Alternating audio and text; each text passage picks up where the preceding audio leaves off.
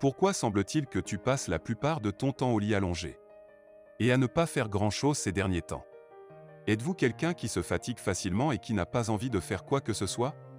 Vous considérez ce genre de comportement comme de la simple paresse et rien de plus? En fait, la paresse et le burn-out se chevauchent beaucoup et il est difficile de faire la différence entre les deux. Le burn-out est un état négatif d'épuisement émotionnel, physique et mental causé par un stress excessif et l'incapacité à y faire face. Et en 2010, une enquête a rapporté qu'environ 75% des adultes aux États-Unis seulement ont connu des symptômes d'épuisement professionnel, plus de 40% des cas étant plus graves. Aujourd'hui plus que jamais, il est devenu impératif d'éduquer et de mieux comprendre la nature de l'épuisement professionnel. Cela étant dit, voici 6 signes révélateurs de ce que vous vivez en ce moment. Ce n'est pas vraiment de la paresse, mais du burn-out.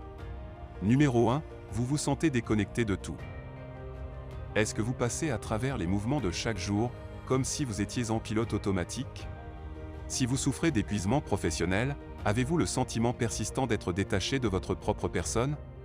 L'une des choses que vous pouvez ressentir, mais que vous ne réalisez pas ou ne comprenez pas, est la dépersonnalisation. Les personnes qui souffrent de dépersonnalisation, le plus souvent celles qui luttent contre un traumatisme, déclarent ressentir une étrange sorte d'engourdissement émotionnel ou de vide, comme si elles observaient la vie depuis l'extérieur d'elles-mêmes. Elles ne se sentent plus elles-mêmes. Elles ne se sentent plus engagées par quoi que ce soit, et elles luttent constamment contre le sentiment écrasant d'impuissance et d'incapacité à reprendre le contrôle de leur vie. Numéro 2.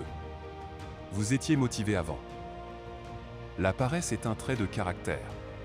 Et les traits de caractère ont tendance à rester stables dans le temps.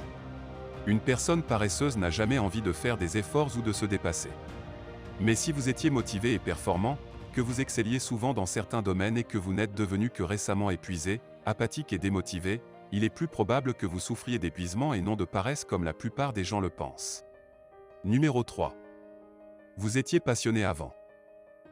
Une différence nette entre une personne épuisée et une personne paresseuse est que la première avait des choses qui la passionnaient, mais qu'elle a peut-être maintenant du mal à trouver de l'intérêt ou du plaisir. Qu'il s'agisse d'un talent, d'un sport ou simplement de vos résultats scolaires ou professionnels en général, l'épuisement professionnel peut vous empêcher de faire les choses que vous aimiez ou qui vous passionnaient auparavant. Vous pouvez même en venir à détester ou à ressentir de l'amertume parce que vous vous êtes surmené et que vous vous êtes poussé à bout à cause de cela. Numéro 4. Vous êtes devenu lunatique et irritable. Est-ce que vous étudiez que vous vous trouvez hargneux et facilement irritable? Vous sentez-vous souvent émotionnellement hors de contrôle de nos jours? Vous ne savez pas pourquoi. Les sautes d'humeur et l'irritabilité sont des signes d'épuisement courants, mais souvent négligés. Donc, si vous commencez à avoir du mal à contrôler vos émotions, surtout si cela n'a jamais été un problème pour vous auparavant, cela pourrait en être la raison. Les personnes paresseuses, en revanche, sont un contraste frappant avec cela, car elles sont souvent très détendues, décontractées, placides et non affectées par les choses. Numéro 5. Vous avez négligé de prendre soin de vous. L'un des signes avant-coureurs les plus affligeants de l'épuisement émotionnel et physique d'une personne est le fait de commencer à négliger ses propres soins et à se retirer socialement des autres. Il y a des changements inquiétants dans nos habitudes alimentaires ou de sommeil. Vous cessez de faire des efforts pour vous verdir ou avoir une belle apparence et vous avez tendance à passer la plupart de votre temps seul à ne rien faire parce que vous êtes si facilement épuisé par les tâches les plus simples. La différence entre l'épuisement et la paresse réside dans le fait que vous n'avez pas toujours été comme ça. Et numéro 6. Ces changements se sont produits progressivement. Enfin, et c'est peut-être le plus important, une chose que vous devez savoir sur l'épuisement professionnel est qu'il se développe par étapes, donc tous les points mentionnés précédemment.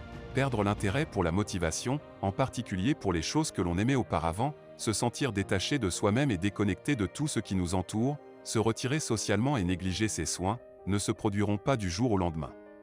Des études montrent qu'il existe en fait 5 grandes phases d'épuisement professionnel, chacune présentant un degré de gravité croissant. La phase de lune de miel, le début du stress, le stress chronique, l'épuisement et l'épuisement habituel.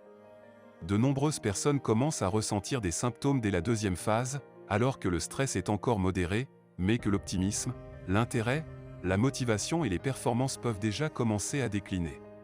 Et lorsque nous atteignons la 5e et dernière phase, le burn-out est déjà tellement ancré dans votre vie que la fatigue mentale et physique persistante devient plus intense et plus difficile à traiter, ce qui vous rend plus vulnérable à la dépression et à l'anxiété.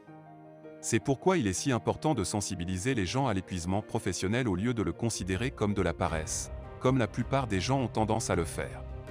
Si vous ou l'une de vos connaissances souffrez d'épuisement mental ou émotionnel, n'hésitez pas à contacter un professionnel de la santé mentale dès aujourd'hui et à lui en parler. Si vous trouvez cette vidéo utile, n'oubliez pas d'appuyer sur le bouton « J'aime ». N'hésitez pas à laisser vos commentaires ci-dessous avec vos pensées, expériences et suggestions et à les partager avec ceux qui luttent contre la brume de l'épuisement professionnel. N'oubliez pas de vous abonner comme d'habitude et d'appuyer sur la cloche de notification pour plus de nouvelles vidéos. Et comme toujours, merci d'avoir regardé.